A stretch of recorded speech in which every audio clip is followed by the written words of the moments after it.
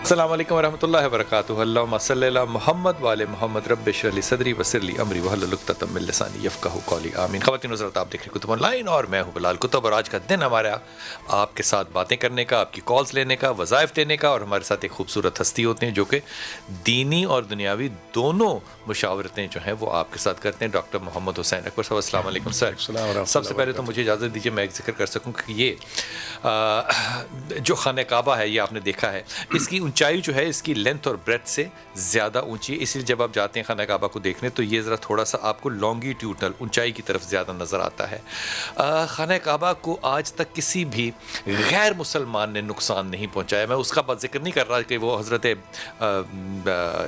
ابراہیم سے بھی پہلے کا زمانہ یا نہیں، میں زمانے کی بات کر رہا ہوں جو کہ تاریخ کے اندر رقم ہوا ہو زمانہ. مثال کے طور پہ تاریخ کے اندر یہ رقم ہے بات کہ خانہ کعبہ کو جب گرانے کے لیے معاذ اللہ ابرہا آیا. یہ بہت بڑا افریقن بادشاہ تھا اور یہ اس لیے گرانے آیا تھا کیونکہ اس نے جو اپنا چرچ وہاں پہ یا اپنی عبادت گاہ، چرچ کا لفظ نہیں استعمال کرنا چاہیے، اپنی عبادت گاہ جو بنائی تھی وہاں پہ لوگ نہیں آتے تھے. اس نے کہا کہ لوگ کیوں نہیں آتے؟ انہوں نے کہا کہ لوگ خانہ کعبہ کے طواف کے لیے جاتے ہیں، حج یا عمرے کے لیے جاتے ہیں. میں نہیں سمجھتا کہ عمرہ تھا یا نہیں تھا، حج تھا یا نہیں تھا، حالات میں نہیں سمجھ سکتا کیسے تھے، لیکن لوگ وہاں جاتے ہیں اس لیے یہاں نہیں آتے. تو اس نے کہا میں اس کو گرا دوں گا. دیکھیے کارپوریٹ ورلڈ ہمیشہ ایک جیسی ہوتی ہے، جہاں نقصان ہو رہا آپ کو پیسوں کا، آپ اس چیز کو ہستی سے ہی مٹاتے ہیں.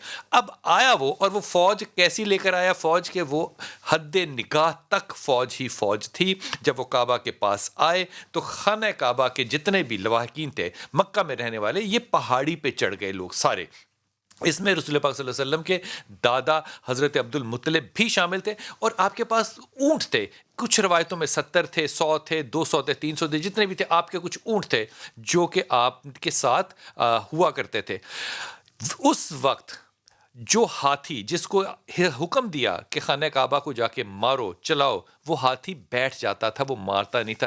جانور نے بھی کسی خانہ کعبہ کو نقصان نہیں پہنچایا. لیکن ایک جملہ کہوں گا پھر اس کے بعد آپ سے رائے لوں گا.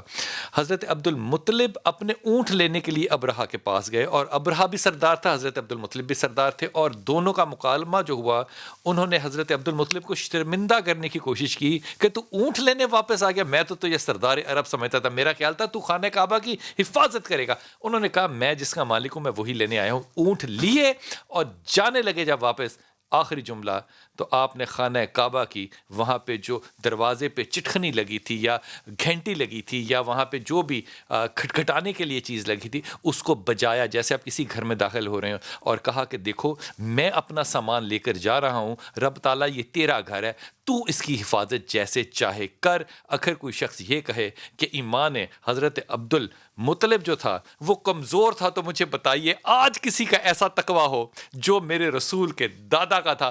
اگلی گفتگو کہ ہم نے خانہ کعبہ کو کتنا نقصان پہنچایا. کالر پہلے لے لوں پھر بات کروں گا ڈاکٹر صاحب سے. جی السلام علیکم. جی جی جی جی جی. حضرت عبد المطلب علیہ الصلوۃ والسلام کا یہ جملہ نہیں ہے. عبد المطلب علیہ السلام نے ابرہا کو یہ کہا تھا جب اس نے یہ تانا دیا کہ تم اپنے اونٹ لینے کے لیے آگے اور تم مجاور کعبہ ہو، تم کعبہ کے کلید بردار ہو، تم نے کعبہ کی حفاظت کی، مجھ سے درخواست نہیں کی، تو آپ نے فرمایا انا رب الابل، ان اونٹوں کا مالک میں ہوں، رب البیت خود موجود ہے، وہ جانے اور اس کا گھر جانے، کعبے کا رب موجود ہے، وہ جانے اور اس کا کام جانے، میرا اس سے کوئی تعلق واسطہ نہیں ہے، تو یہ کیونکہ وہ موجود ہے. ہاں کیا خوبصورت بات یعنی ہے. یہ ایمان اتنا تھا کہ تقویٰ، رب اتنا البیت، ایمان اللہ تعالیٰ ہمیں بھی دے، ہمیں بھی دے. اور وہ سورہ فیل جو ہے آج بھی اور قیامت تک حضرت عبد المطلب علیہ الصلوۃ والسلام کے ایمان و ایقان کی وہ قرآنی سند ہے جسے دنیا نہیں ختم کر سکتی. کیا خوبصورت بات یہ. لیکن میں اگلے سوال کی جسارت نہیں کروں گا، جو ان کا دل چاہے گا وہ کہیں گے. جی السلام علیکم عامر. جی السلام علیکم بیٹا. وعلیکم السلام. جی پتر. جی استخارہ کروانا ہے. جی فرمائیے بیٹا. جی آپ سوئے ہوئے ہیں؟ چائے وائے پی لیں، کافی پی لیں، اٹھ جائیں، جاگ جائیں. جی اپنا میں نہیں ہے، شہروں میں. ہاں تو بیٹا بتائیں نا. جی عامر نام میرا ہے. ٹھیک ہو گیا. لائبہ نام اس کا. لائبہ نام ہے. ٹھیک. جی تو کرنا چاہتے ہو شادی؟ جی تو ضرور کرو میرا پتر. رکاوٹ کس چیز کی ہے عامر؟ تمہیں شک کس چیز پہ ہے؟ شک کچھ ہمارے بھی گھر والے نہیں مان رہے. یار پہیلیاں تو نہ بجوانا. یہ کہ کیسی تم لائبہ ہو کہ عامر ہو؟ جی میں عامر ہوں. عامر ہیں. عامر کیا گھر والے آپ کے نہیں مانتے، ماں باپ نہیں مانتے؟ وہ مان رہے تو کیا کون نہیں مان رہا؟ ہیں، بس بڑے بھائی ہیں وہ نہیں مان رہے. اچھا، اگر تمہارے والدین مان رہے ہیں پھر تو معاملہ آسان ہے نا، پھر تو کوئی ایشو نہیں ہے. لیکن لائبہ کے ساتھ تمہاری شادی ٹھیک ہے، میں اس کو بہت زیادہ ہائیلی ریکمینڈ نہیں کروں گا، لیکن ٹھیک ہے، یہ اچھی شادی ہے، یہ بری شادی نہیں ہے.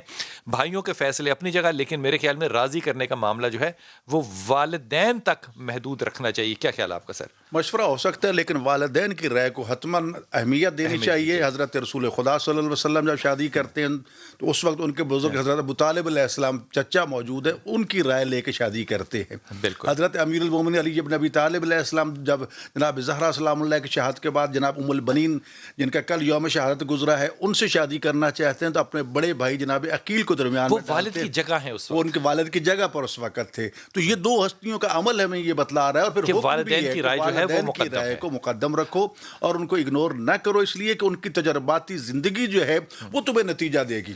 بہت اچھی بات. اور اگر والدین اگری کرتے ہیں تو میرے بھائی عامر بھائی کو بھی آپ کے جو ہے وہ غور کرنا چاہیے کہ اگر والدین اختلاف نہیں کر رہے تو بھائی کو بھی اپنا اختلاف چھوڑ دینا چاہیے. بہرحال آپ کے لیے میرے خیال میں، میری دانش میں، یہ مناسب اور برابر کا رشتہ ہے. آپ کو آگے ضرور بڑھنا چاہیے. نمرا السلام علیکم بیٹا. وعلیکم السلام. جی میرا پتر. انکل مجھے 2 کوسچن پوچھنے تھے آپ سے. جی بیٹا. مجھے 2 سوال کرنے تھے آپ سے. جی بیٹا ذرا اونچا بولیے.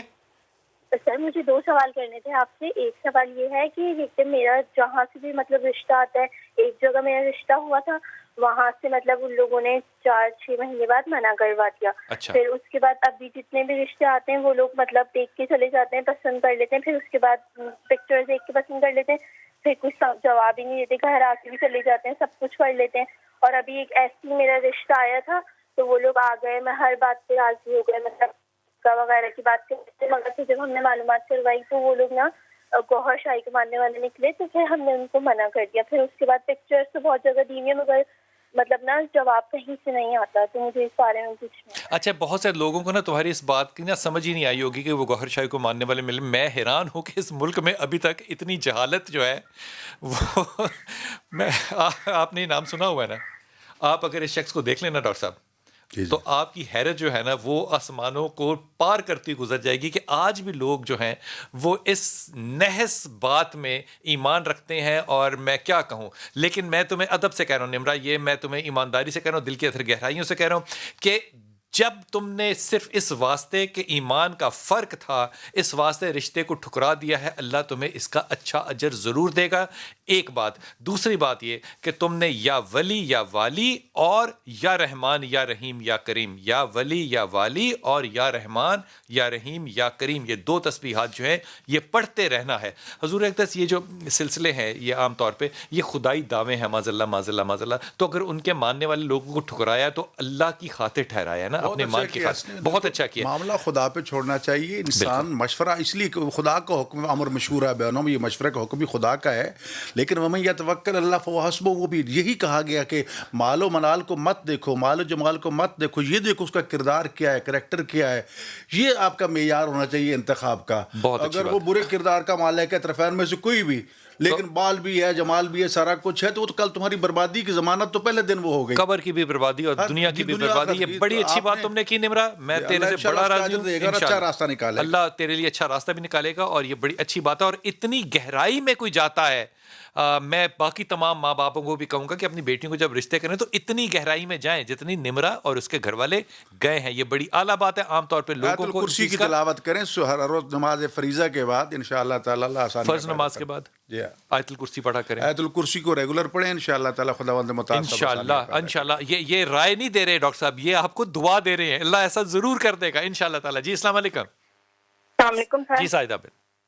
سر میرے آپ سے 2 کوسچن ہے. میری ریکویسٹ ہے کہ آپ میرے کوسچن دونوں ہی سنیں. جی بیٹا.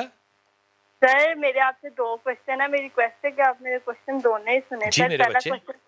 پہلا کوسچن یہ ہے کہ میری سسٹر ہے، اس کا پرپوزل آیا ہے، اس کا لڑکے کا نام طیب ہے. اچھا. تو سر کیا اس کے لیے ٹھیک رہے گا یہ؟ تو سسٹر کا نام سسٹر رکھا ہوا ہے؟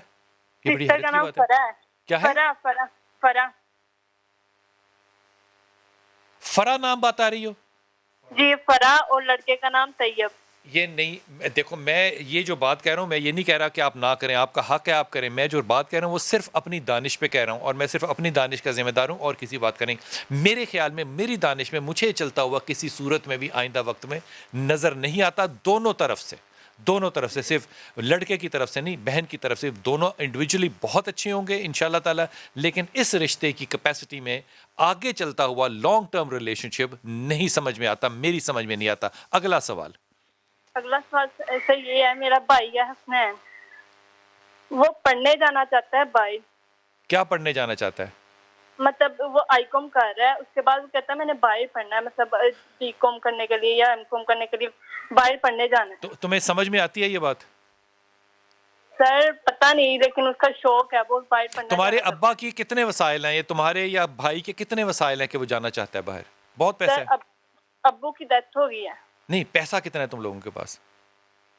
سر پیسہ نارمل ہے. کتنا؟ 1 سال کی 2 سال کی فیس جو ہے وہ ایڈوانس دے سکو گی؟ سر مطلب کرائے وغیرہ آتے ہیں، بزنس وغیرہ ہیں. تو میرے بچے 30-40 لاکھ روپیہ بھائی پہ خرچ کرنا چاہتی ہو سالانہ فیس کے طور پہ؟ ضرور بھیجو. جی مدد کر دیں گے. ضرور کرو، اللہ تمہیں کامیابی دے. لیکن اس سے زیادہ نالائق بات نہیں ہو سکتی کہ کرنا آئی کام ہے اور پڑھنا جا کے باہر ہے. یہ میری سمجھ سے باہر ہے. جو تعلیم اس ملک میں ایکول لیول پہ اویلیبل ہے وہ بچہ یہاں نہیں پڑھ سکتا. اس نے 40 لاکھ روپیہ خرچ کر کے باہر جانا ہے، اور ماں باپ تیار ہیں. ماں باپوں کو اور بہن بھائیوں کو اللہ تعالیٰ ہدایت دے. پہلے والے رشتے پہ رائے پکی ہے کہ اس کے اوپر انتظار کرنا بھی. جی حاضر، السلام علیکم بیٹا. جی السلام علیکم سر. جی بتر. آپ کو بھی بہت بہت سلام، اور ڈاکٹر صاحب کو بھی بہت دعائیں میں نے مانگی ہیں سر، اللہ کے حکم سے کار ملی ہے. تو 3 سوال ہیں میرے. جی بیٹا. سر میں بالکل آپ کشمیر سے بات کر رہی ہوں. میری کوئی طبیعت نہیں ٹھیک رہتی، تو 2-3 سال جو ہے نا میری پڑھائی کے ویسٹ ہو گئے. تو میرے بچے تم نے پرٹیکولر سوال کرنا ہے. طبیعت ٹھیک نہیں رہتی، سردی وہاں پہ بڑی ہوتی، اس وجہ سے طبیعت صحیح نہیں رہتی سے مطلب کیا ہے؟ نہیں ایکچولی میں بی کام کر رہی تھی. ہاں. تو میری طبیعت نہیں تھی ٹھیک رہتی، تو اس کی وجہ سے میرے 2-3 سال ویسٹ ہو گئے. تو میں یہ پوچھنا بیٹی چاہتی طبیعت کیا ٹھیک نہیں رہتی تھی جس سے 3 سال ویسٹ ہو گئے؟ ایکچولی مجھے فٹس پڑتے تھے. فٹس پڑ یہ تمہیں کس عمر سے پڑھنے شروع ہوئے؟ مجھے یہ 18 سال کی عمر سے. اچھا، پھر ختم ہو گئے اب؟ جی اب بہت بہتر ہوں. تو میں یہ پوچھنا چاہتی ہوں، دوائی لیتی ہو؟ جی میڈیسن لیتی ہو؟ جی میڈیسن لیتی تھی لیکن اب نہیں لے رہی. اچھا، پھر تو یہ میں پوچھنا چاہ رہی ہوں کہ اب اگر میں ایڈمیشن لوں تو کس سبجیکٹ میں لوں، لا میں لوں یا پھر BBA میں؟ پہلے میں بی کام کر رہی تھی. پہلی بات تو یہ کہ فٹس والا کم از کم چکر جو ہے نا اس کو ختم کر دو زندگی کے. یہ سٹریس ہے، کوئی تمہیں جینیٹیکل ڈس آرڈر نہیں ہے. پہلی بات، اگر ہوتا تو 18 سال کی عمر میں نہ شروع ہوتا. یہ پہلے اس کی انڈیکیشنز ہوتے. دوسری بات یہ کہ سٹریس کے اندر 3 سال ویسٹ کرنے کے، پڑھائی کیا کرنی ہے اور پھر اس کے بعد سوچنا کیا کرنا ہے، یہ شیئر ویسٹیج آف ٹائم ہے. اگر تم پڑھنا چاہتی ہو تو لا پڑھو. تمہارے لیے بہت سے اپنے علاقے کی وجہ سے، ڈومیسائل کی وجہ سے تمہارے لیے بہت بہترین آسانیاں ہیں. اور اپنے خوف کو اور سٹریس کو ختم کرنے کے لیے تم نے آیت کریمہ لا الہ الا انت سبحانک انی کنت من الظالمین اور لا حول ولا قوت الا باللہ دونوں پڑھتی رہو اور لا کرو. لا کر لوگی، بیماری تمہیں نشتہ ہے.